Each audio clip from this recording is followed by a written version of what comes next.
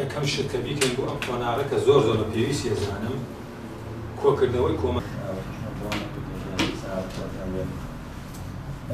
ئەوەی تۆکمان لەلایەنی خێری بۆشەوە پێویست نارێمە هەندێکەوە ئەوکە ڕاستی ئەوەی ڕووباردوو إجازة جماعة ما خير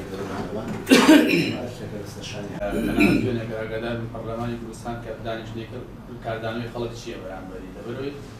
مەسەلەیەکی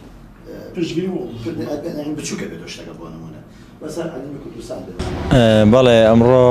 16 ئۆکتۆبەر لە کاتژمێر 10 بەیانی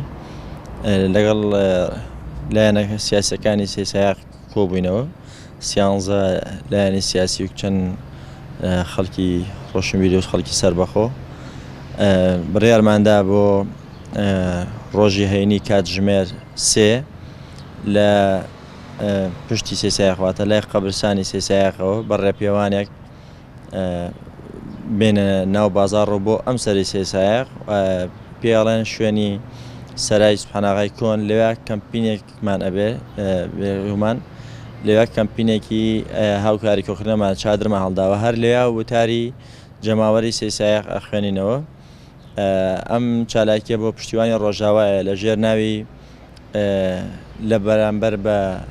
هێرشی هەمەلایەنە تێکۆشانی هەمەلایەنە